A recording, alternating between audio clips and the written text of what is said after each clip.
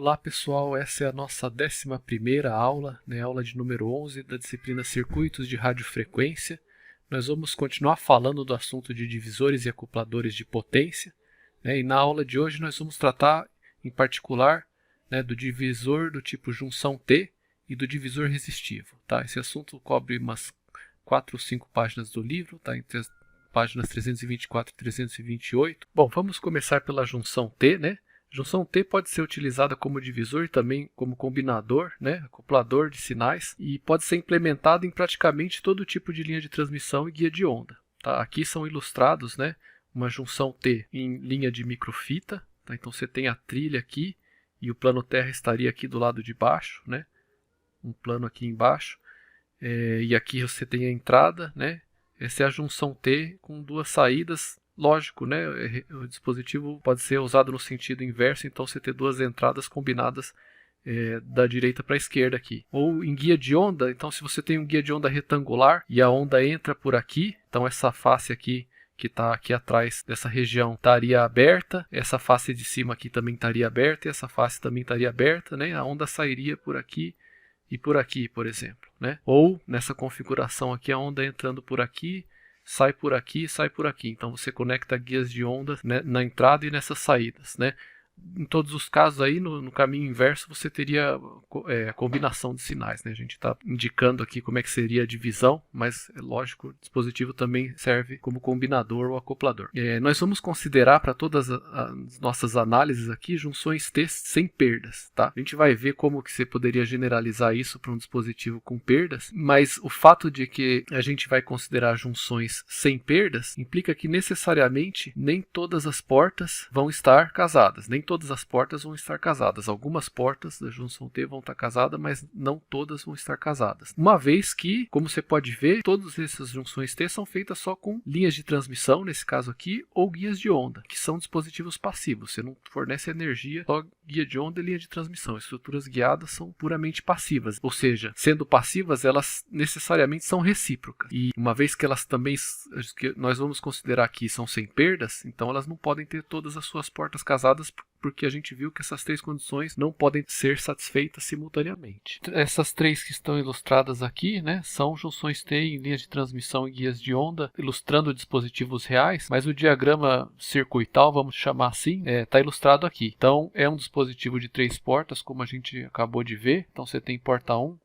porta 2 e porta 3, e as portas não vão estar todas casadas, uma vez que ele é recíproco, e a gente vai considerar sem perdas. A gente já vai falar o que essa susceptância aqui bem no meio representa, mas você vê que você tem uma linha de transmissão com 2 terminais aqui na entrada e outras 2 linhas de transmissão, porta 2 e porta 3 aqui na saída. E a impedância característica da porta 1, que a gente vai considerar como sendo a porta de entrada aqui, se isso é um divisor, é Z0, e as impedâncias características das portas 2 e 3 a gente está chamando de Z1 e Z2. Então note que é diferente de Z0. Então, se isso aqui for 50 ohms, isso aqui possivelmente ou não vai ser, melhor dizendo, os mesmos 50 ohms. Vai ser outro valor Z1 e aqui outro valor ainda Z2. Z1 para a porta 2 e Z2 para a porta 3. Então, isso representa aí que todas as portas não estão casadas. A susceptância em paralelo, bem aqui no meio, entre esses 2 terminais aqui, JB, ela está relacionada com a energia armazenada na linha. Então, ela vai estar relacionada com acoplamento de energia a modos superiores e a efeitos de borda aqui, que vão existir, dependendo da guia de onda ou linha de transmissão. Energia que fica armazenada aqui e, do ponto de vista do dispositivo, representa perdas, porque a energia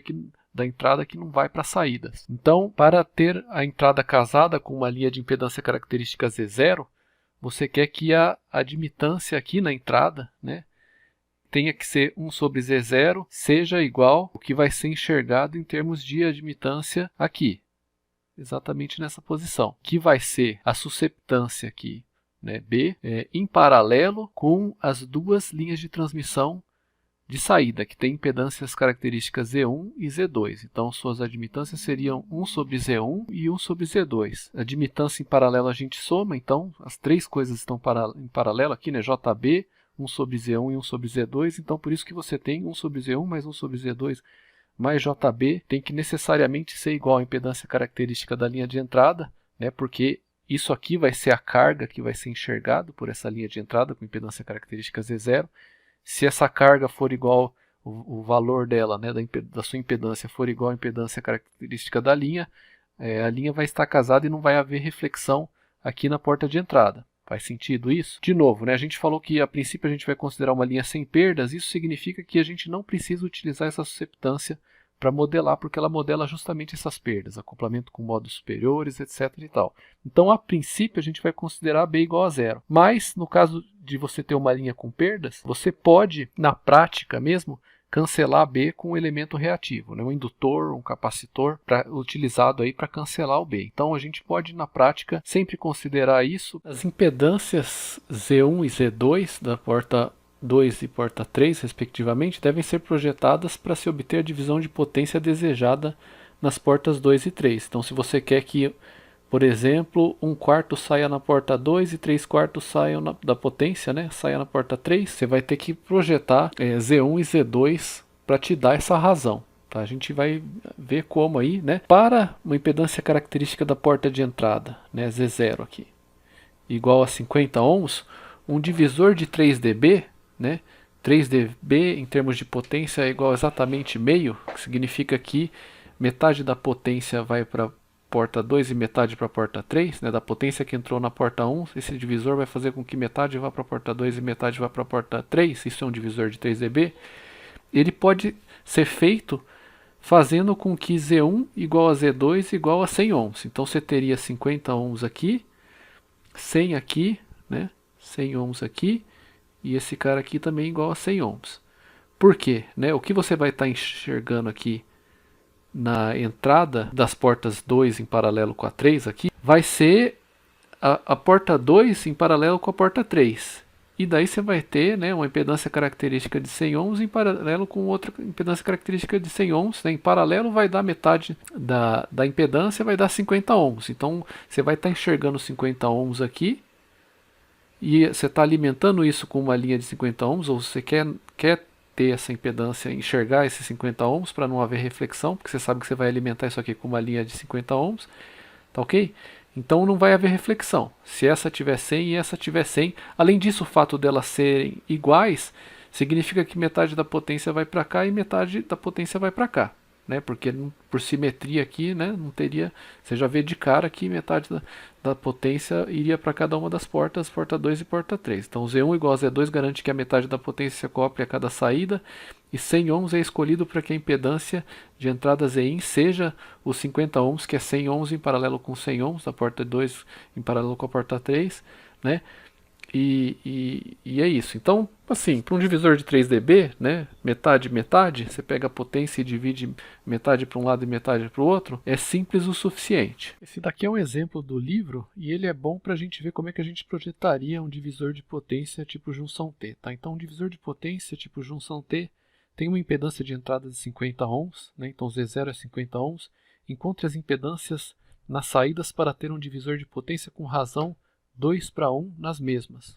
Tá? Então você quer que da porta 2, né, você tenha 2/3 da potência, e na porta 3 você teria saindo 1/3, né, para dar 100%. Então 2/3 da potência que incide na porta 1, 2/3 sai na porta 2 e 1/3 sai da porta 3. Calcule os coeficientes de reflexão e os parâmetros de espalhamento. Então, coeficientes de reflexão nas portas 1, 2 e 3 e os parâmetros S, que seriam a princípio 9, né? Bom, então a gente começa estimando, né, qual seria a potência da entrada para a tensão V0 incidindo na porta 1. Você poderia chamar de V0+, né? V0+, a gente vai chamar só de V0 aqui, porque se só tem onda incidente, então é a amplitude da onda que está incidindo. Essa potência na entrada, que está entrando na porta 1 aqui, ela vai ser um meio da tensão vezes a corrente, que vai te dar V0 ao quadrado sobre Z0. Né? Uma vez que você identifica que o I0+, ou simplesmente zero, né, porque só tem onda incidente, ele é igual V0 sobre Z0, né, da definição de impedância característica. Né, Z0 igual a V0 sobre I0+, certo? Aqui, isso que foi usado aqui. Então, se a gente chamar o I0+ de I0 e o V0+ de V0, você tem isso aqui. Então, V0 vezes I0, né, dá V0 ao quadrado sobre Z0. Só isso que foi usado aqui. Então, 1/2, né, de V0² sobre 0 é a potência que está incidindo na porta 1. As potências na saída você pode fazer coisas semelhantes, né?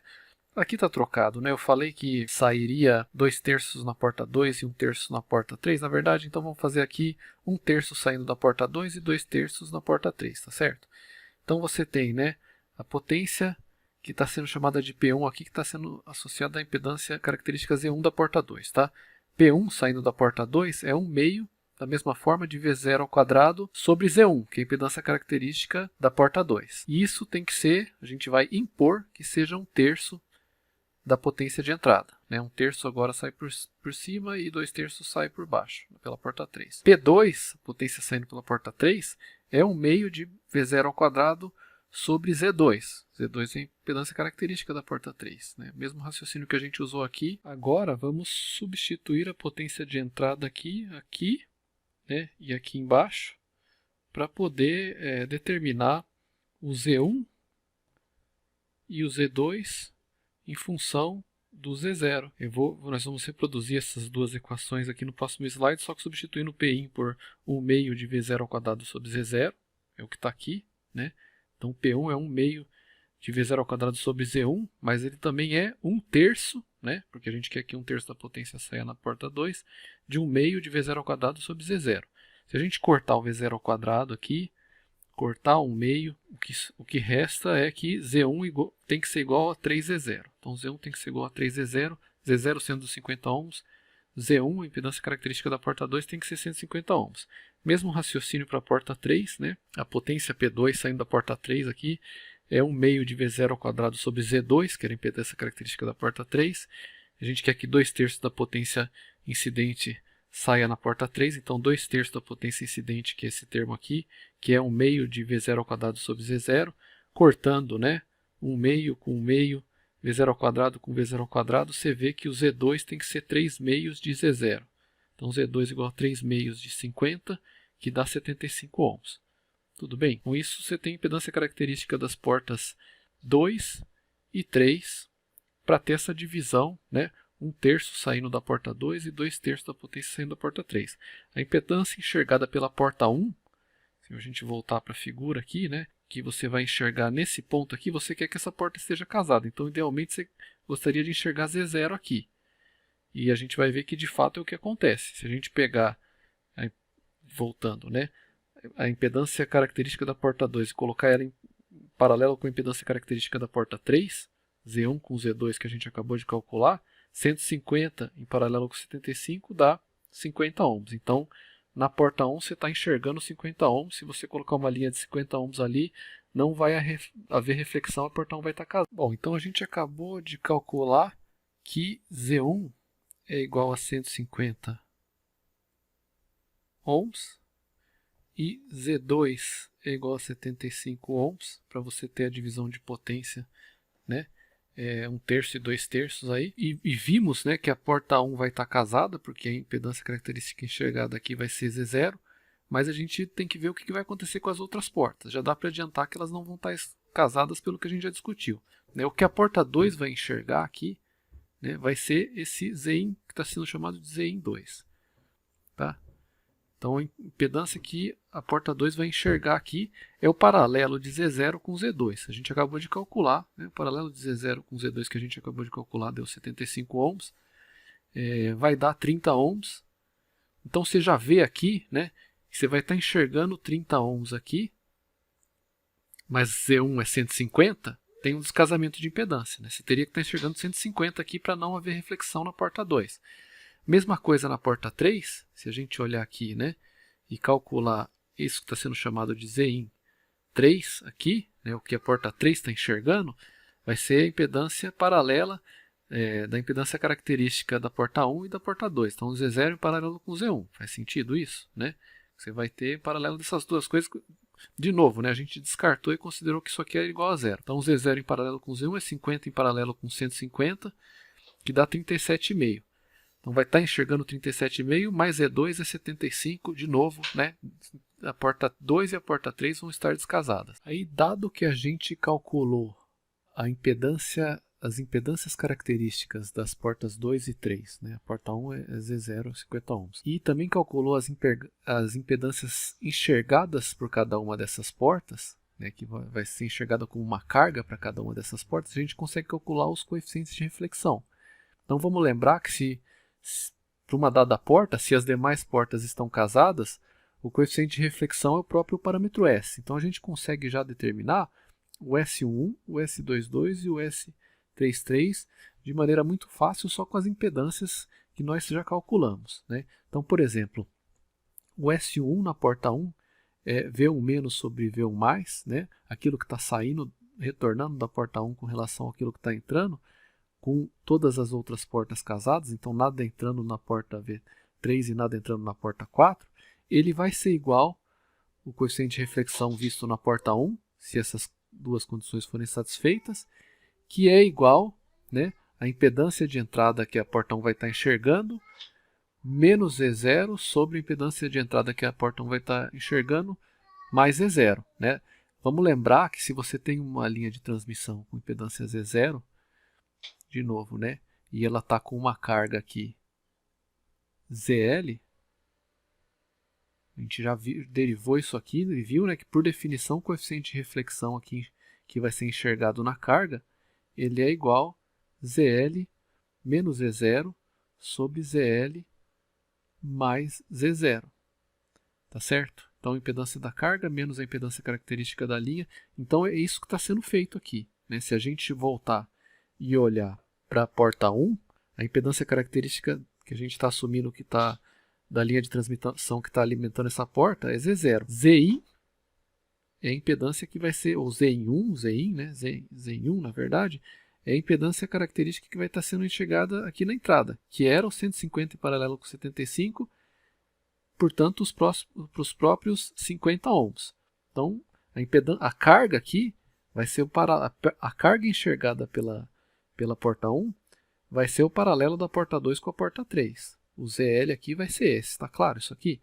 Que vai ser os 50 ohms. Então, vai ser, né, Zin, que é 50 ohms, menos Z0, que é a própria impedância característica da linha que está alimentando a porta 1, que também é 50 ohms, sobre Zin mais Z0, isso vai dar zero. Então, é o que a gente já concluiu, só que calculado aqui vai estar casado. Então, o S1 é isso aqui. O S22 e o S33 não vão dar zero.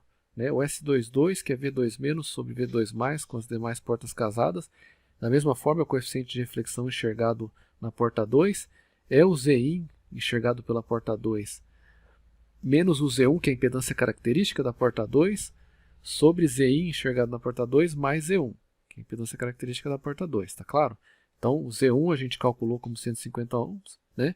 E o Zin2 a gente no slide anterior calculou como 30 ohms. Então, de novo, né? O Zin2 vai ser a impedância da carga. Se você está olhando aqui a partir da porta 2, a carga vai ser o Zin2, que vai ser o paralelo de Z0 com Z2, certo? Então, a carga vai ser o Zin2, então você faz ZL menos Z0, ZL é Zin2, né? Zin2 menos Z1 agora, impedância característica, sobre Zin2 mais Z1. É isso que foi aplicado aqui, tá? Então, substituindo 30 menos 150 sobre 30 mais 150, dá menos 0,66. Ok, então esse é o S2.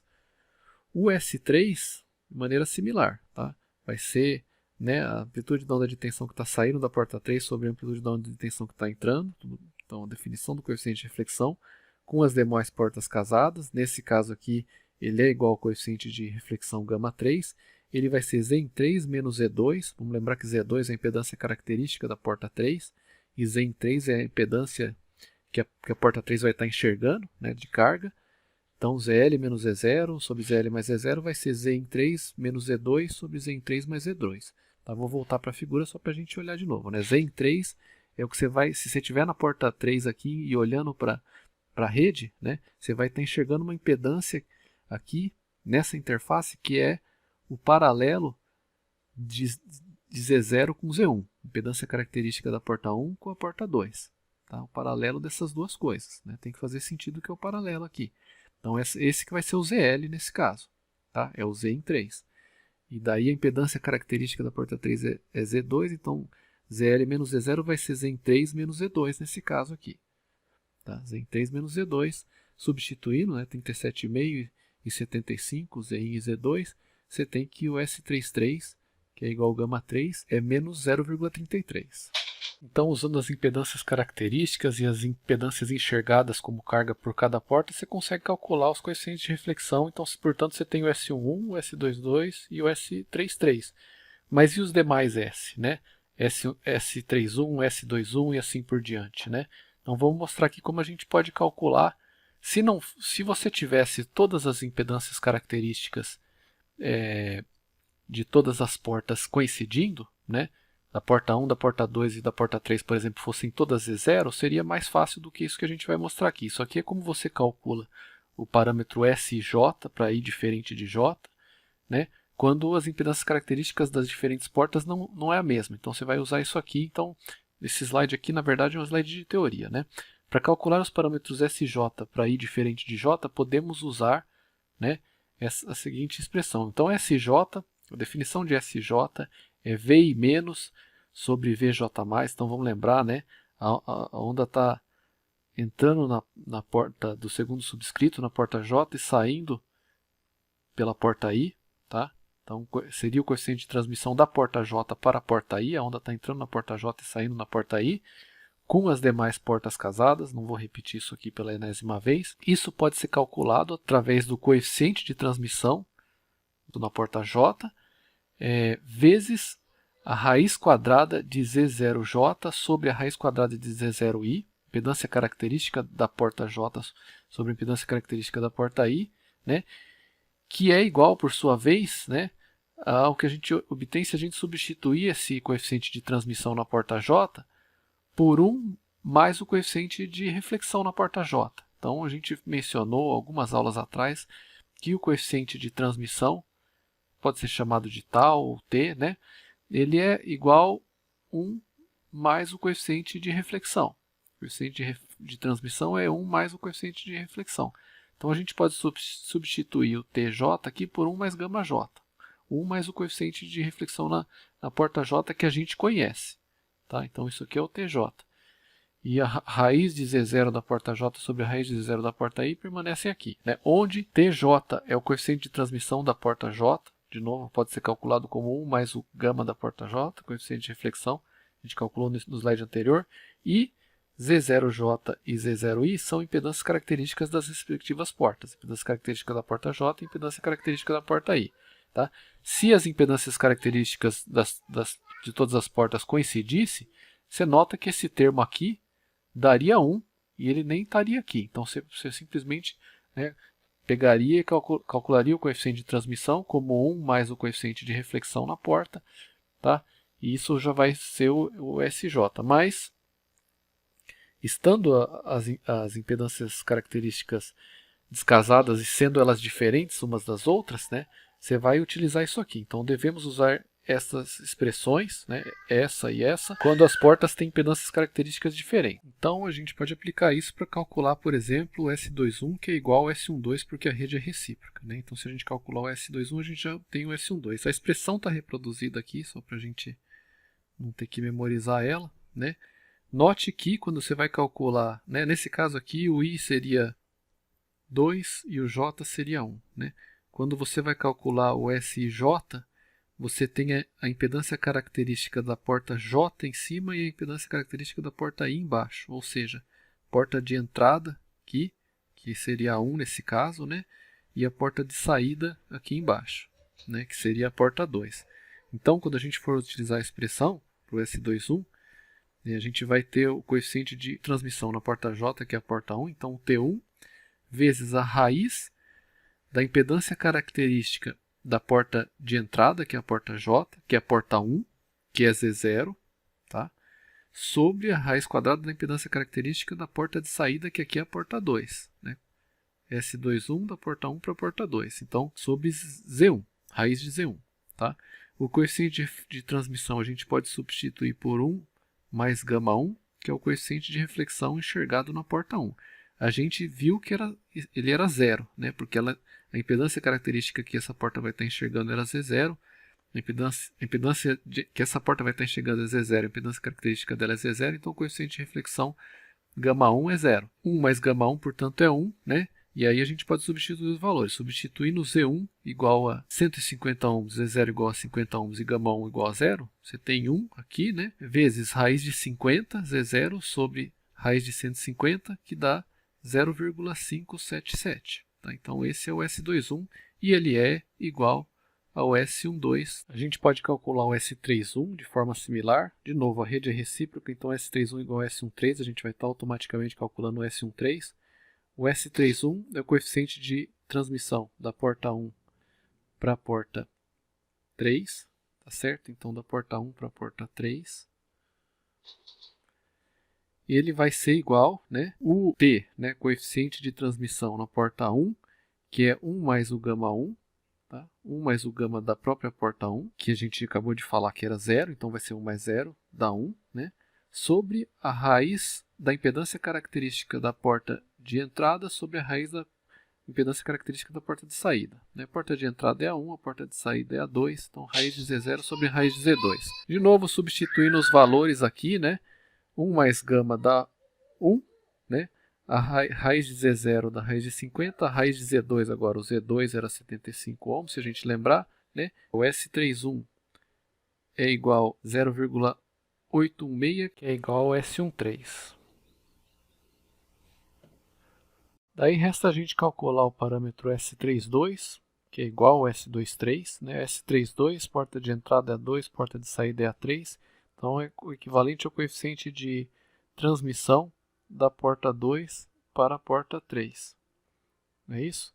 Então o S32 vai ser o T da porta de entrada, T2, que é 1 mais o gama 2, tá certo? Vezes a raiz da impedância característica da porta de entrada, que é a porta 2, ou seja, raiz de Z1, sobre raiz da impedância característica da porta de saída, raiz de Z2. Beleza, substituindo, tá? Z1 igual a 150 ohms, Z2 igual a 75 ohms, que nós havíamos calculado, e o gama 2, que é menos 0,66, que nós tínhamos calculado.